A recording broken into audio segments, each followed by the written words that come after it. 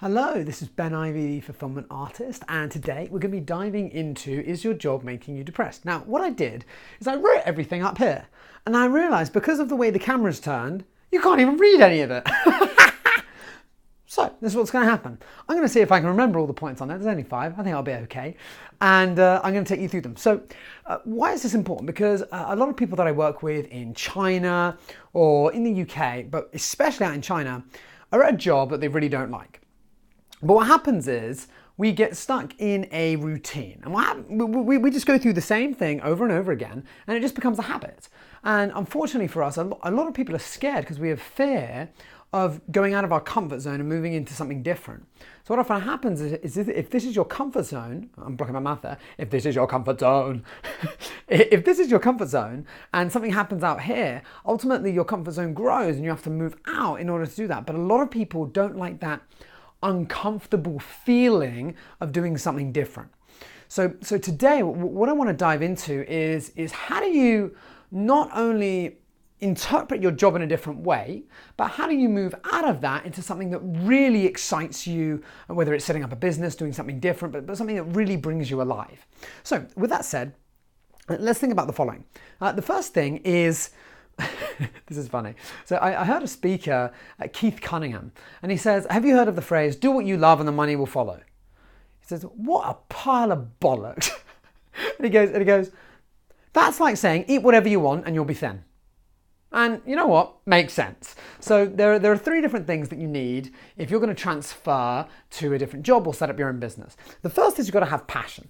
You've got to enjoy what you do. You've got to be passionate about it. People have to feel that energy, like you really enjoy it. Because if you don't enjoy it, I mean, what's the point? So you've got to have passion. Next is you've got to have ability.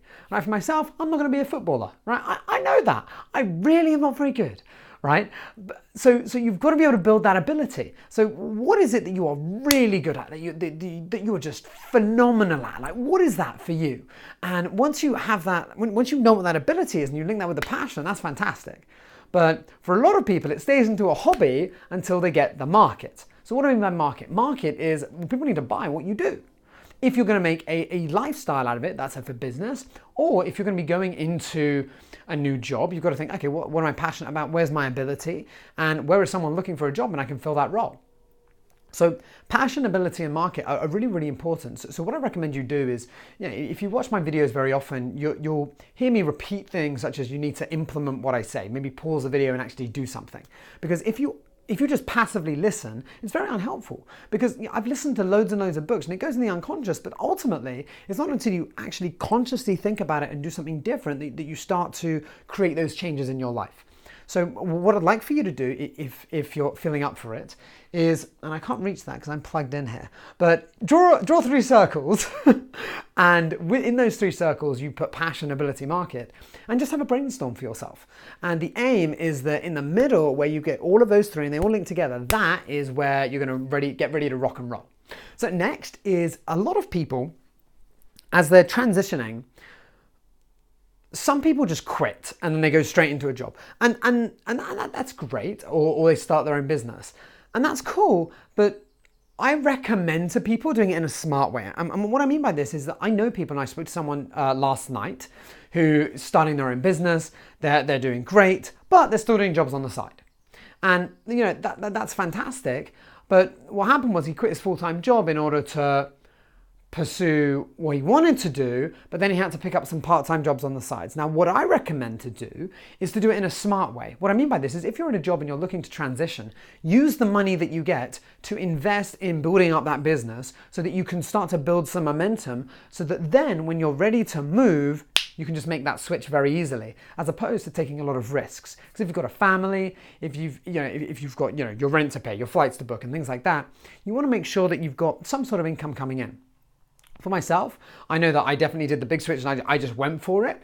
So it really depends on you, but ultimately you want to find out what works for you and make that transition in the smartest way possible, so that you don't feel overwhelmed and you don't feel stressed. Now, next is identity capital. So if your job is really making you feel not happy, I want you to be thinking about something called identity capital. So this is, what skills do you need in order to live the life that you want? Because most people they want to get here, but they haven't got a clue the skills that they need to go there. They don't know all the things that need to accumulate in order for them to get to that position. So what I recommend to do is to think of 10 things. That's right, 1, 2, 3, 4, 5, 6, 7, 8, 9, 10. And within these 10 things, this is what you're going to do. You're going to write down what are the top 10 skills that I need in order to get to where I want to be. And for myself, when I did this, and this was a long time ago, I said, right, I need to get really good at speaking. I need to get really good at Chinese. I need to get really good at one-on-one coaching clients. I need to get really good at managing other people because I outsource things. And I started to identify these areas that if I mastered, I would just skyrocket myself. Really, really cool. So no matter where you are, think about these skills. And what I recommend to do is to, I speak about this a lot, but have some sort of weekly system that allows you to keep on track so that you constantly look back at this. So with me and my identity capital, I look back at this every month or so. I don't do it every week because I find it most beneficial at present to look back on it every month. So it's things like this that are constantly brought into your awareness and you start to become aware of it. And actually, one thing on this is I identified that one of the things that I needed to do was to add more humor into what I do, because I find that humor is a fantastic way in which to laugh at yourself. It breaks down barriers. And I find it a lot of fun. So one of the things that I've been diving into is how can I be more humorous on the stage? How can I be more humorous with my Chinese? That's a challenge. However, it's a challenge that I know if I overcome is going to help me increase that identity capital. Now, the fourth point, if you look at it with me, is going to be passive income. So a lot of people don't like their job. They want to build passive income. They want to, create this financial freedom where you've got more income coming in than you're going to spend. And you know what? Passive income's a great thing. I'm probably going to step on a few toes, right? Give a shit, really? I mean, okay, what do I mean by this? People go on and on about passive income. Honestly, most of it's a pile of bollocks. What I mean by this is, how passive is it really? Okay, you own real estate. Yeah, but you've got to upkeep it. You have to find a tenant. You have to manage the manager. There's loads of things that you don't think about that it's not actually passive. So a lot of people that say they've got passive income have income coming in, but they are still actively involved in the business to some extent. So what I think is more important to think about is something called lifestyle design.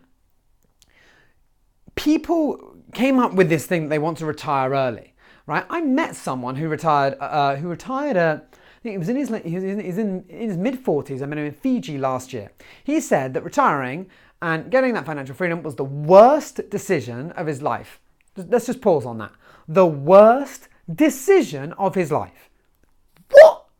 This guy's just put everything out. It was the worst decision. Why? Because he has no meaning, no purpose. Right, figure out what you want to do, and then every day, just step by step, go towards it, and figure out, in a perfect week, what would it look like? The truth is, you can travel as much as you want, but at some point, you're just going to lack meaning. You want to do something, make a difference, have fun, do something that really empowers either other people or yourself at some level.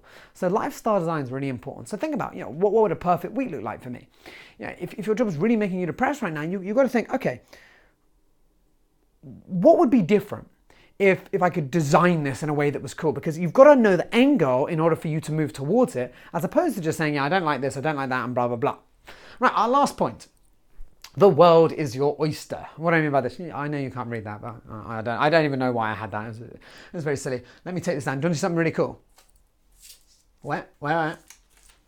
I think this is so cool. So I found this paper. My brother showed it to me. Okay, it's sticking to me. But how cool is that? You can just take it off the wall and off. I think it's really nice. So anyway, the world is your oyster. What do I mean by this? The world is your oyster is that there are more opportunities now than there have ever been. Ever.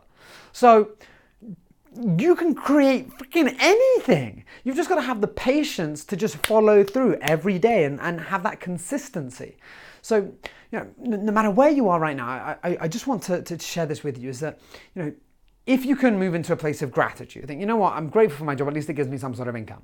Now, I know I'm feeling stressed, but you know what, I've got a plan now. I'm going to say, okay, I know where I am, I know where I need to be, and I need to start making steps in that direction. I wish you all the best. I hope you can, create that lifestyle that really excites you, and I look forward to speaking to you very soon.